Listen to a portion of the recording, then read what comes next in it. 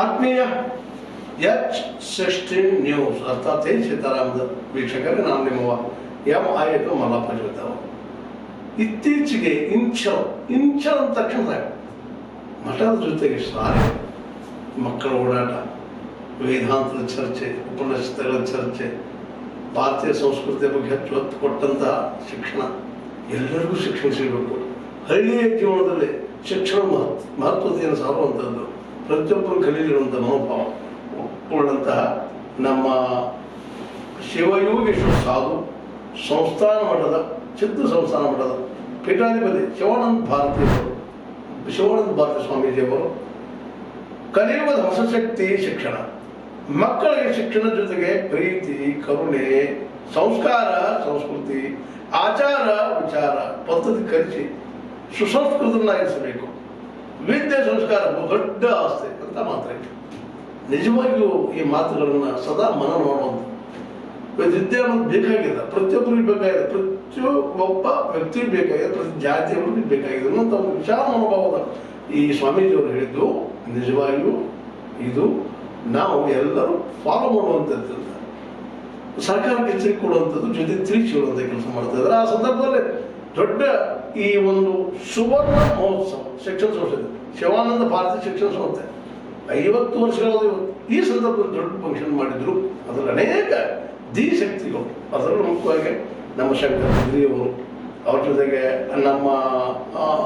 ನಮ್ಮ ದೊಡ್ಡ ಶಿಕ್ಷಣ ಸಂಸ್ಥೆಗೆ ಉತ್ತರ ಕರ್ನಾಟಕದಲ್ಲೇ KLN ಸ್ಥಾಪಿಸಿದ ಅವರನ್ನು ಮುಂದಿಟ್ಟುಕೊಂಡು ಆ 70 ವರ್ಷಗಳ ಹಾದಿಯಲ್ಲಿ ನಡೆದು ದೊಡ್ಡ ಸಂಸ್ಥೆ ಮಾಡಿದ ನಮ್ಮ ಕೋರೆಯವರು ಇನ್ನೂ ಅನೇಕರು ಬರ್ತಾ ಇದ್ದಾರಲ್ಲೇ. ಆ ಪಕ್ಷಣದಲ್ಲೇ ಮಾಂತೇಶ್ ಕೌಲಗಿ ಅವರು, ಬಾಬಾ ಸಾಹೇಬ್ ಪಾಟೀಲ್ರು, ಮಾಜಿ ಶಾಸಕರಾದ ವಿಶ್ವನಾಥ್ ಪಾಟೀಲ್ರು, ಮಹಾಂತೇಶ್ ದೊಡ್ಡಗೌಡರು, ಉದ್ದಿಮಿ ವಿಜಯ್ ಮೆಟ್ಗುಡ್ಡ, ಕೃಷ್ಣ ಸಹಕಾರಿ ಸಕ್ಕರೆ ಕಾರ್ಖಾನೆ ಅಧ್ಯಕ್ಷ ಪರಪ್ಪ ಸೌದಿ, ರಾಜು ಜನ್ಮಟ್ಟಿ, ಹೀಗೆ ಅನೇಕ ಜನ ಕೂಡಿ ಸಂದರ್ಭದಲ್ಲೇ ಅಲ್ಲಿ ಆ ಸಂದರ್ಭದಲ್ಲಿ ನಮ್ಮ ಶಿವಾನಂದ ಭಾರತಿಯವರು ಆಡಿದಂಥ ಮಾತುಗಳು ಬಹಳ ಗಮನ. ಶಿಕ್ಷಣ ಎಷ್ಟು ಮಹತ್ವದ ಅನ್ನೋದನ್ನ ನಾವು ಇವ್ರ ಮಾತುಗಳಿಂದ ತಿಳಿಬೇಕಾದ್ರೆ ಮಾತಾಡ್ತಾ ಕುಳಿತಿಲ್ಲ. ಅವರು ಕಳೆದ 50 ವರ್ಷಗಳಿಂದ ಶಿಕ್ಷಣ ಕ್ಷೇತ್ರದಲ್ಲಿ ತಮಗೇನು ಸಾಧ್ಯತೆ ಎಲ್ಲ ಮಾಡ್ತಾ ಇದ್ದಾರೆ.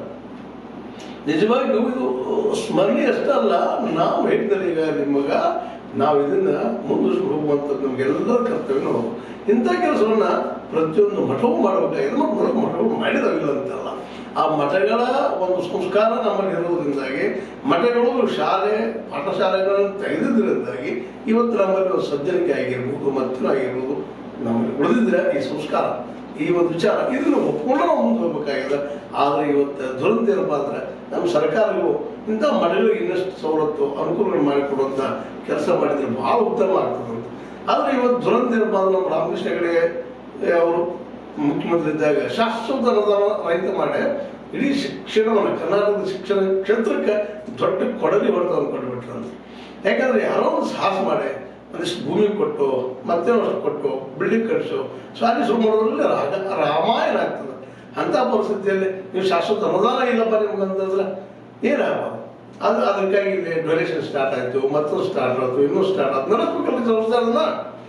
ಅದ್ರ ಜೊತೆ ಭ್ರಷ್ಟಾಚಾರ ಸ್ಟಾರ್ಟ್ ಆಗಿಬಿಡ್ತು. ಇದಕ್ಕೆ ಕಾರಣೀಕರ್ತಂದ್ರೆ ರಾಮಕೃಷ್ಣ ಹೆಗಡೆ ನಿಜವಾಗಿಯೂ ಅವರು ಅದನ್ನ ಉಳಿಸ್ಕೊಂಡು ಹೋಗ್ಬೇಕಾಗಿತ್ತು. ಇರಲಿ, ಈಗ ನಮ್ಮ ಸಿದ್ದರಾಮಯ್ಯ ಸರ್ಕಾರ ಇದ್ದಿದ್ದು ಈ ದಿಶೆಯಲ್ಲಿ ಯೋಚನೆ ಮಾಡ್ಬೇಕಾಗಿದೆ. ಒಂದು ಹಳ್ಳಿಯ ಮಟ್ಟದಲ್ಲಿ ಅತ್ಯಂತ ಹಿಂದುಳಿದ ಬೈರಗದಿಂದ ಸ್ವಲ್ಪ ದೂರದಲ್ಲೇ ಅದು ಊರದು. ಅಲ್ಲಿ ಹೋದಾಗ ನಾವು ಅನಿಸ್ತದೆ ಅಂತ ಒಂದು ಸುಸಂಸ್ಕೃತವಾದ ನಾವು ಕಲಿಬೇಕಾಗಿತ್ತಲ್ಲ ಅನ್ನೋಂಥ ಒಂದು ಏನೋ ಒಂದು ನಮ್ಮಲ್ಲಿ ಆತುರತೆ ಮಾನಸಿಕ ಸ್ಥಿತಿ ಬಂದಿರ್ತದೆ.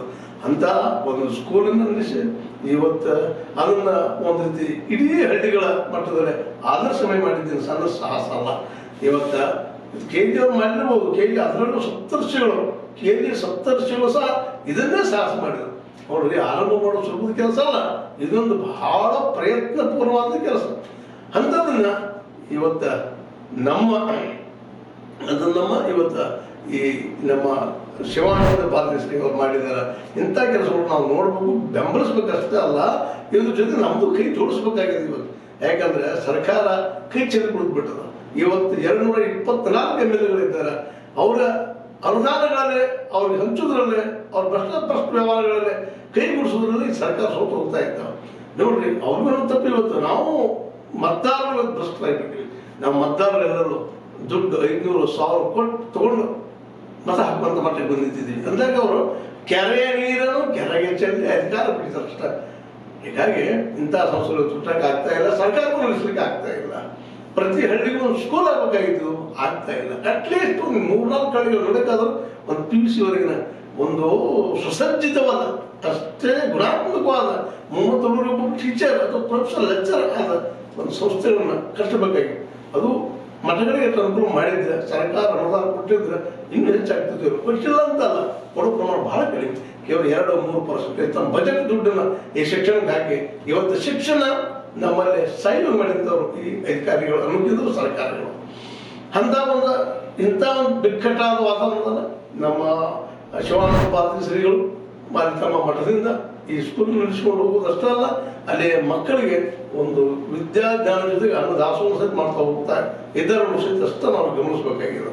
ಈಗ ಈ ಮಠದ ಬಗ್ಗೆ ನಾವು ಯಾಕೆ ಇವತ್ತು ಕಾಳಜಿಯಿಂದ ಒತ್ತಿ ಹೇಳಬೇಕಾಗಿಲ್ಲಪ್ಪ ಅಂತಂದ್ರೆ ನಮ್ಮ ಸರ್ಕಾರಿ ಸಂದರ್ಭದಲ್ಲಿ ಎಚ್ಚರಗೊಳ್ಬೇಕಾಗಿದೆ. ಎಚ್ಚರಗೊಂಡು ಎಲ್ಲ ಸರ್ಕಾರ ಮಾಡೋದಂತ ಇಲ್ಲಿ ಯಾರು ಭಾಳ ಜನ ಮಾತಾಡ್ತಾರ, ತಪ್ಪದು.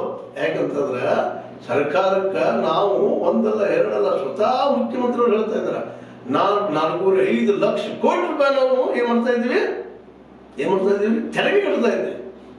ಅಂತ ತೆರಿಗೆಯಲ್ಲಿ ನಾವು ಒಂದು 10-15% ದುಡ್ಡನ್ನು ಖರ್ಚು ಮಾಡಿದ್ರೆ ನಮ್ಮ ಮಕ್ಕಳು ಎಲ್ಲರೂ ಕಲಿತಾರ್ರಿ, ಒಳ್ಳೆ ಶಾಲೆ ಮಾಡಿ. ಇವತ್ತು ನೋಡ್ರಿ ಕೇಜ್ರಿವಾಲ್ ಎಂತ ಶಾಲೆ ಕಟ್ಟಿದ್ದಾರೆ ದೆಹಲಿಯಲ್ಲಿ, ಇದು ಎಲ್ಲರಿಗೂ ಆದರ್ಶನೀಯ. ಅದೇ ಕಾಲಕ್ಕೆ ನಮ್ಮ ಶಿವಾನಂದ ಭಾರತಿ ಶ್ರೀ ಅವರು ಮಾಡಿದಂಥದ್ದು ಸಹಿತ ಆದರಣೀಯ.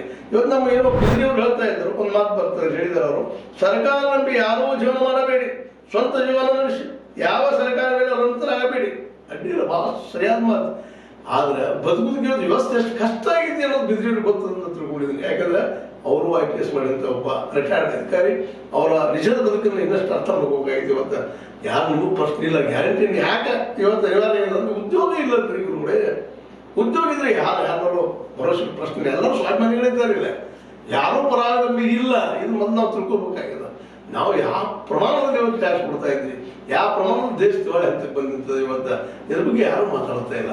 ಯಾಕಂದ್ರೆ ನಮ್ಮಿಂದ 3-4-5 ನಾವು ಸಿದ್ದರಾಮಯ್ಯ ಅಂತ 4 ಲಕ್ಷ ಕೋಟಿ ಇರ್ತಾರೆ, ಅದರಿಂದ 15-20% ದುಡ್ಡಿನ ನೀವೇನಾದ್ರು ಶಿಕ್ಷಣ ಇಟ್ಟಿದ್ರೆ ಪಾಪ ಇವತ್ತು ನಮ್ಮ ಶಿವಾನಂದ ಭಾರತಿ ಶ್ರೀ ಅವರು ಇನ್ನೂ ಅಷ್ಟೇ ಇಂಥ ಸ್ಕೂಲ್ಗಳು ತೆಗಿತಿದ್ರು, ಬೇರೆ ಬೇರೆ ಹಳ್ಳಿಗಳು ವಿಸ್ತಾರ ಮಾಡ್ತಿದ್ರು.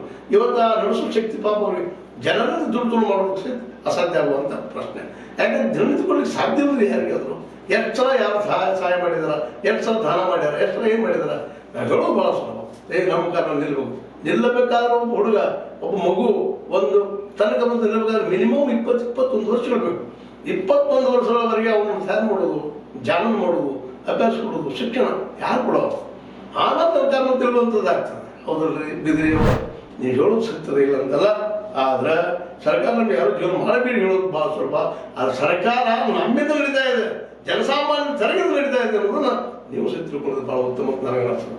ಅದೇ ಕಾರಣಕ್ಕೆ ಇಲ್ಲಿ ಜಾತಿ ಧರ್ಮ ಇಂಥವನ್ನ ಬಿಟ್ಟು ನೀವು ಕಲೀರಿ ಅನ್ನುವಂಥ ಮಾತನ್ನ ಅವ್ರು ಹೇಳಿದ್ದು ಬಹಳ ನಿಜವಾದ ವಿಷಯ ಆಗಿದೆ. ಜಾತಿ ಧರ್ಮಗಳಿಂದ ಏನೂ ಆಗುವಂಥದ್ದಿಲ್ಲ, ಅದ್ರಲ್ಲಿ ಧರ್ಮ ಒಳ್ಳೇದನ್ನು ಕಲಿಸ್ತದೆ, ಒಳ್ಳೇದನ್ನು ಸ್ವೀಕಾರ ಮಾಡುವಂಥದ್ದು. ಆ ಜಾತಿ ಮಾತ್ರ ನಮ್ಮ ಬಿರುಕುಟ್ಟು ಮಾಡ್ತದೆ ಅನ್ನೋದು ಅಷ್ಟ ಸಿಗ್ತದೆ. ಇತ್ತೀಚಿನ ದಿನದಲ್ಲಿ ಧರ್ಮವನ್ನು ಸಹಿತ ದುರುಪಯೋಗ ಮಾಡ್ಕೊಳ್ಳೋದನ್ನ ನಾವು ನೋಡ್ತಾ ಇದ್ವಿ.